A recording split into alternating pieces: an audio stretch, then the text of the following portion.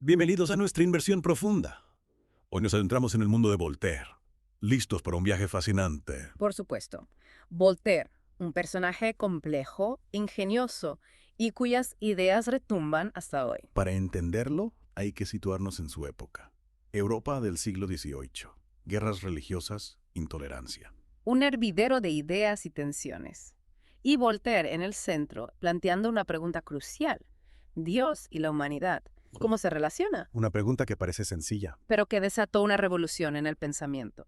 Para comprender su respuesta hay que mirar su vida. Una vida llena de aventuras, exilios, polémicas. Voltaire, con su educación jesuita, pero rápidamente crítico del dogma. Influenciado por los libertinos, buscadores del placer y la libertad individual. Y luego su viaje a Inglaterra, un país que lo deslumbró. Tolerancia religiosa, avances científicos. Descubrió a Newton, a Locke, la razón y la experiencia como bases del conocimiento. Quedó fascinado por el modelo inglés.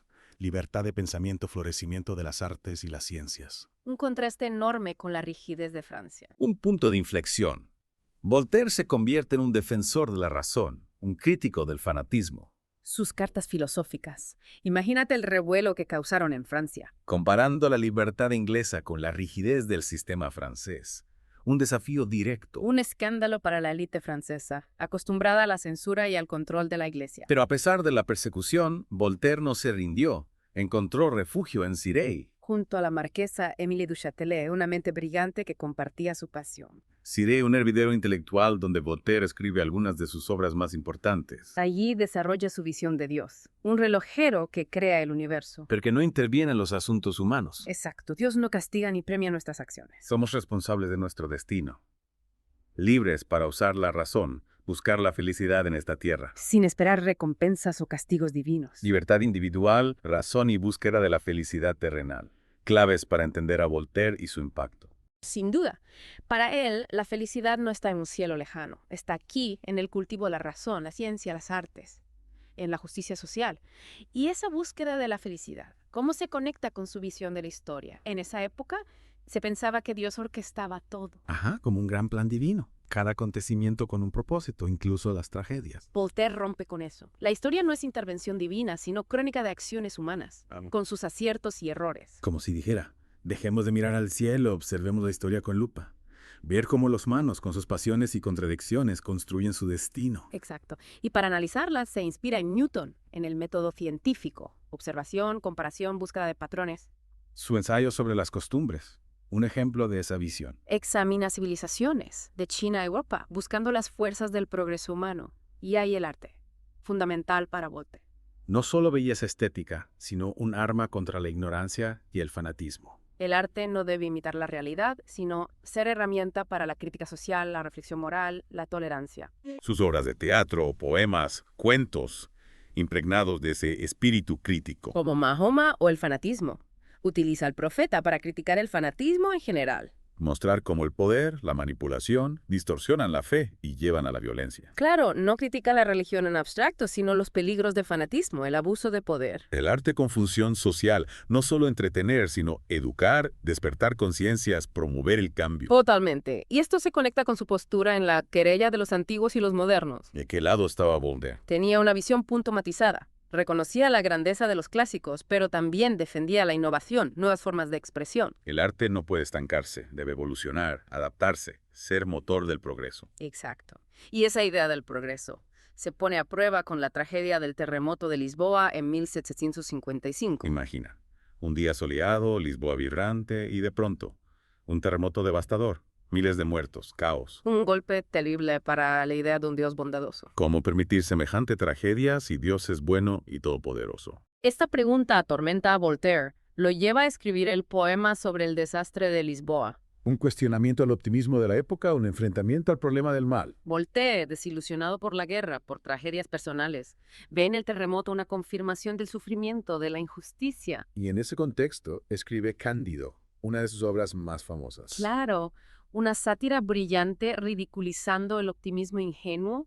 Cándido, Pangloss, el mejor de los mundos posibles, incluso en medio del horror. Un viaje irónico, con humor negro, una profunda reflexión sobre la condición humana. ¿Y qué respuesta nos ofrece al final? Debemos cultivar nuestro jardín. Una frase simple pero con mucha sabiduría. ¿Qué significa eso en Cándido y en la filosofía de Voltaire? no significa retirarse del mundo, sino tomar una actitud activa. Luchar contra la injusticia, promover la tolerancia, cultivar la razón, crear belleza en medio del caos. No dejarnos vencer por el pesimismo, tomar las riendas de nuestro destino, construir un mundo mejor. Exactamente.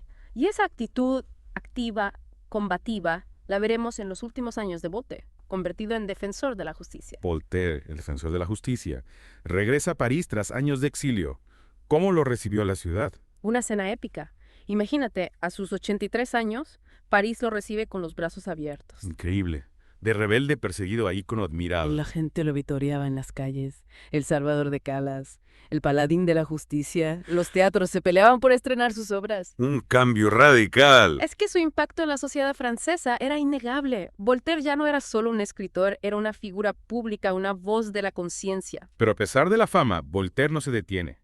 Sigue luchando contra la intolerancia, con más fuerza que nunca. Claro, aprovecha su posición para defender nuevos casos, denunciar abusos, criticar la censura, hasta se involucra en la reforma legal. Su pluma, un arma afilada contra un sistema corrupto. Exacto. Piensa en el caso del caballero de la Barre, acusado de blasfemia, condenado a una muerte horrible. Voltaire, con una valentía impresionante, se enfrenta a la iglesia para denunciar este atropello. No olvidemos que la blasfemia era un delito gravísimo en esa época. Tortura, muerte. Defender a la Barre era un desafío directo al poder de la iglesia. Una afirmación de la libertad de pensamiento. Y aunque no pudo salvarlo, generó un debate público sobre la libertad religiosa, la justicia, los límites del poder.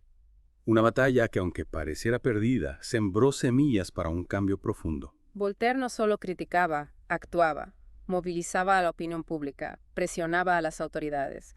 Un recordatorio de que las ideas no bastan, hay que actuar, luchar. Y en medio de todo esto, encuentra tiempo para escribir y estrenar su última obra, Irene. Un éxito rotundo en la comedia francesa. Una historia de amor, una joven cristiana, un sultán musulmán. Un tema provocador para la época. Claro, con la intolerancia religiosa tan arraigada, Voltaire invita a reflexionar sobre el amor, la libertad, la capacidad de superar barreras culturales y religiosas. Un canto a la tolerancia en un mundo dividido por el odio. Irene, la culminación de una vida dedicada al arte y al pensamiento crítico. Un recordatorio de que, incluso en la vejez, el espíritu humano puede seguir creando, inspirando, luchando. Voltaire muere en 1778 a los 84 años. Su muerte conmociona a Europa. Se pierde un gigante de la Ilustración. Un defensor de la razón, la libertad, la justicia. A pesar de sus contradicciones, nos deja un legado invaluable. Nos enseñó a cuestionar, a dudar, a no aceptar las verdades impuestas, a luchar por la libertad, la tolerancia, la justicia. A usar la razón y la compasión para construir un mundo mejor. Cultivar nuestro jardín no es solo una metáfora, es un llamado a la acción. Construir un espacio de paz, de belleza, de conocimiento en medio del caos. Una tarea para todos, que debemos asumir con responsabilidad. Y así, con esa imagen. Voltaire, anciano pero indomable, cultivando su jardín con la misma pasión con la que luchaba contra la injusticia. Cerramos nuestra inmersión en su vida y obra. Esperamos que les inspire a cultivar sus propios jardines, a seguir luchando por un mundo más justo, libre y tolerante,